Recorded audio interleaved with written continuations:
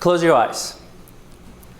Imagine living in a country with the international adoption system so corrupt, it takes an orphan child 5 years to find a home. Imagine being 7 years old, living in an orphanage, where people treat you so poorly, you don't even see a purpose for your life. Imagine feeling lonely, hopeless, and unwanted before you're even 10 years old. Open your eyes and ask yourself, what can I do to make a change for someone in that situation? Well, let me ask you to answer that question. Think about it a little more, because the answer is much simpler than you think.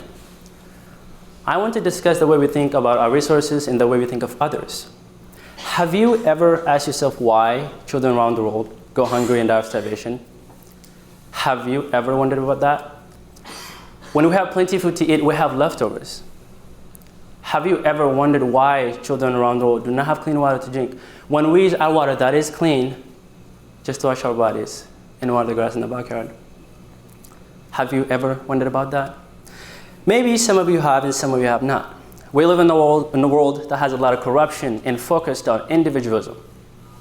Every one of us think first what benefit themselves. When we do something that can cost us money, time, energy, or property, one of the first questions we ask ourselves is, what can I get out of it? If you are honest with yourself, it is true. No one can say I don't think that, because it is in our human nature to be selfish. It's not always a bad thing. Maybe you're working towards a promotion, buy a house or a car, or even hoping to build a friendship. We are taught from a young age to constantly want a better standard of living.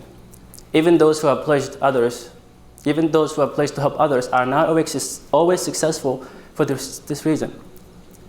Even when we're helping others, we often think of how it can benefit us. Can't do as much as we can because we are focused on our own comfort and self-interest. We need to be more aware of how human selfishness harms children in the international adoption system, how human selfishness even results in child slavery. In this thesis, we'll look at the negative parts of international adoption and some ugly truth that many people suspect but do not want to believe. We will also look at the benefits of international adoption. Finally, I will challenge you to think and act differently about these issues, so we can no longer remain ignorant. Children are being treated horribly, and yet most of us do nothing to help them. Children are kidnapped and separated from their family and used to make money. Why do children go through so much tragedy? Because they have no one to stand up for them. Because people rather be ignorant about this issue instead of doing something about it, so we pretend nothing bad is happening. No one wants to believe, even from a young age, children are being told what their terrible destiny is. You're a nobody. Or you're meant to be my slave for me to use you however I choose. They're brainwashed to think they are meant to do this and this is their purpose. I know this is true because people told this to me, and I believe them. Our nation has forgotten how to take care of each other because of our constant want for more and better things. And we forgot to realize there's many children who need basic care. In their book, The Cry of the Soul, Dr. Dan B. Allender and Dr. Trumper Longman III go over this problem of constantly wanting and needing more. They explain why we're driven to constantly wanting and needing more. As humans, we have few basic needs: a minimum amount of water, a modicum of food, and a shelter to keep us from freezing to death. We can survive in very little, but most of humanity wants to do more than simply survive. We desire to live comfortably, even well. We crave a variety of taste to shake our thirst: lemonades, colas, flavored water, and more. We want enough food to fill and expand our stomachs. Necessity is not all we want. Of course, we desire for material things as well: cars, jewelry, clothing. In happy, safe America, things make us happy nowadays, not a relationship or helping others. I was born in the countryside of Ethiopia. As a young child, I lived in a large village as a shepherd to a small flock of sheep and goats. Hunting and carrying water from many miles away was a part of my normal childhood. At the age of 7, I moved to a city where I was put to a group home and later on an orphanage. Eventually, I lived in 5 different orphanages. I experienced bullying, felt left out, was not accepted because I was antisocial and aware of other people. I stayed at these orphanages with the hope that one day someone would care enough to bring me home. For the longest time, I saw no sign that I'd get a family. The little hope I had was slowly fading away at the fragile age of 10. My youth was a blur of disillusionment. During this time of disappointment, all I was thinking was how I wished I had a family to help me get out of unloving misery of an orphanage. After I finally was adopted and came home with my family, I learned the reasons it took so long for me and many older children to be adopted. The process of international adoption has many areas where corruption is norm. The orphanage system in many developing countries have several points where corruption occurs. A director of an orphanage in Ethiopia was finally found to have been so corrupt she had to leave the country due to shame. A typical scam posed to adopting family is that of a local person who holds the money for the care of a child. Another person is who either poses or actually is a social worker and claims to be able to help move the case through the system. In both cases, the people ask for large sums of cash to benefit the child or adopting family. But in reality, pocket the money for themselves. The social workers who work at the orphanages have big financial incentives to keep children behind in order to keep getting money that is sent for the child. They actually steal some of the money that is sent for the child and do nothing at all with the adoption process. Even worse, many orphans are used as slaves. Some run away, some are given by the families to pay up debt, and some are taken against their will to work as soldiers. Child slavery is a contemporary global problem existed since ancient times. Studies explain the problem our society likes to ignore. And this issue has been addressed by the United Nations Convention. And Article 32 affirms that children have the right to be protected against economical exploitations. The International Labor Organization has developed resources to help prohibit slavery of both children and adults.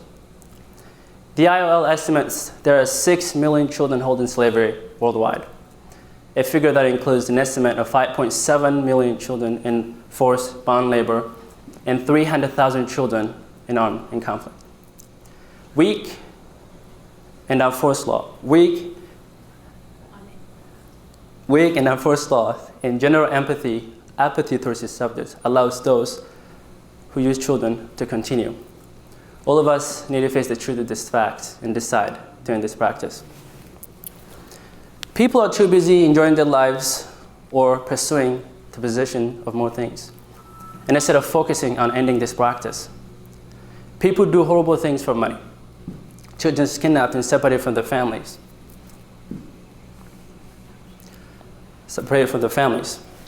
Adoption itself is not bad, but in this case, adopting families are unknowingly contributing to the kidnapping of children. Many of the children that get adopted actually were kidnapped and separated from their families. Catherine Joyce writes of a couple from Tennessee who are in the process of adopting a child in Ethiopia. They knew it would be a hard and difficult process. What they did not know was the child they believed had been abandoned was actually kidnapped by the staff who work at the adoption agency and transported to different regions of the country where they can claim the child had been abandoned. The UNICEF estimates 90% of the children that are so-called orphans are not, because they still have one parent or extended family members. And thousands of children have been separated from their families because of this problem. This is the information I want to help you understand, that our adopting families are unknowingly contributing to this terrible act. After learning of another way the adoption process in Ethiopia is corrupt, I personally discovered why I stayed so long at the orphanage that I was at. The social workers who work at this orphanage keep the children behind in order to keep getting money that is sent for the child. And the orphanage uses orphans as business income. And the people who work there make money by saying, we are helping the child, but at the same time, saving up money for themselves, using the children. Dr. Huckam, a previous teacher at Trinity Christian School, has personally experienced this corruption. Dr. Huckam has adopted 3 children from Ethiopia. And he was pained by the discouraging moments he had to go through to bring his 3 children home. After being in the adoption process for about 4 years, He and his wife hired a social worker to help them move the adoption process along. She promised she would and took $5,000 away. She vanished. The social worker's mother, who had an orphanage in Ethiopia, the Hakams also paid about $8,000 to help them sustain the future daughter. The orphanage was eventually closed because it failed to adequately care for the children. This lack of care even resulted in the death of a baby. Dr. Hakam has shared the people who have been caught doing this underhanded deed had left the country due to shame. So there's corruption at the social worker level, government agency level, the adoption agency level, of course, bribes at the local police level as well. In many developing countries, the legal system is corrupt. Often, a part of large documentation for adoption is a certificate from a local police. On such certificate states, a search for biological parents has been done. This is another area for corruption to creep into the process. The local police know that the adopting families are from a wealthier country and use this to the advantage to start the process and even openly ask for bribes. Fortunately, fraud even influences the judicial system. Judges themselves require bribes to finalize a paper that has all required documentations. And some officials give delays. And why do those officials give delay a process that will bring an orphan home? The more the families keep waiting, the more opportunity there are for money to keep coming in. Each year a child remains in orphanage, there is even more opportunities for corruption. If a child is older than 10, the adoption process is difficult because some of the children that come to those orphanages have run away from their families. The officials must make sure there are no family members before they let them stay or allow them to be adopted. And this is another reason for kidnapping and transportation of children to a different region of a country. At the orphanage, adopting families come and go, and many younger children who arrived at the orphanage after me went to a new home before me. I never really understood why that was happening. I just figured that families did not want me. Some families come back for a second. In my mind, since I thought I was not the first choice, I might be the second choice. I remember those moments waiting for my family in despair. I doubted whether I would get home. Every time I saw a family with familiar faces, I believed they came for me. But no, they have someone else younger in mind. I don't blame them, I thought. After all, I am an older child. Who wants an older child anyway? Sometimes I wonder if I still had the characteristic of a child left in me after all the difficulties I faced. Maybe I'm not childlike anymore. Because if people want to adopt children, how come they did not adopt me? Being in the country roughly the size of Texas, with the third highest orphan population in the world, is a hopeless situation. Being an older child in such country multiplies the hopelessness. There are over 5 million children. There are over 5 million orphans in Ethiopia. I was one of those 5 million, which felt like being a grain of sand on the beach. When we have so much food to eat, shop at Costco, or constantly diet, it is hard to think about the children who go hungry and die of starvation. When we use our water that is clean to wash our bodies and water the grass in the backyard, it is hard to think about the children who do not have clean water to drink. Have you ever pondered on the lack of fairness? Why do some have so little? Maybe some of you have and some of you have not. We live in a world that is all about individualism, and we prefer to ignore this, and we prefer to ignore this uncomfortable fact.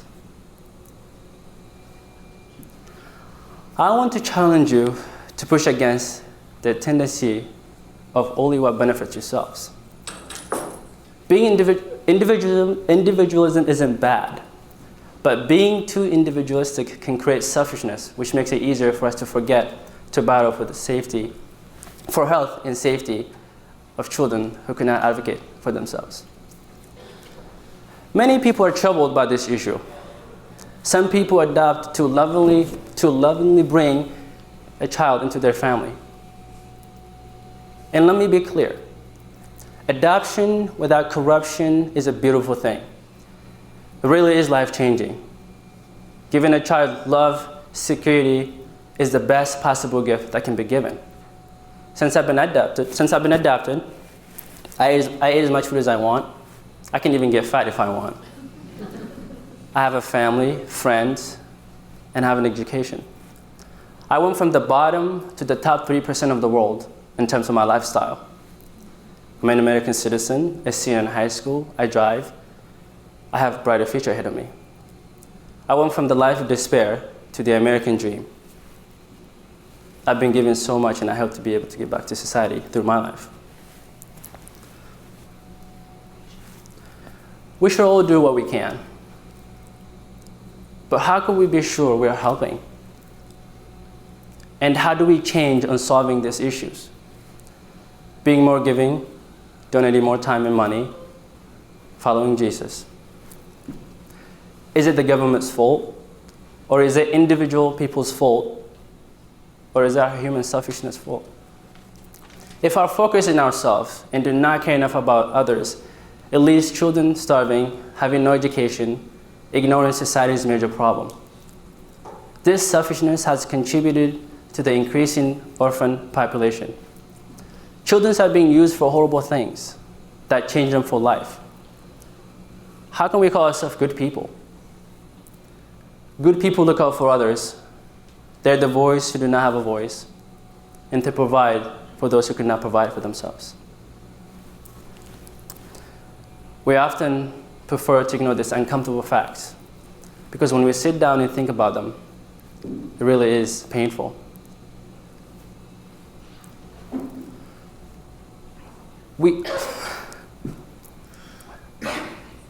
I suggest we do something about it, because when we ignore this issue, it hurts children. It's children. Acknowledging the indifference and the lack of action enables is uncomfortable but necessary.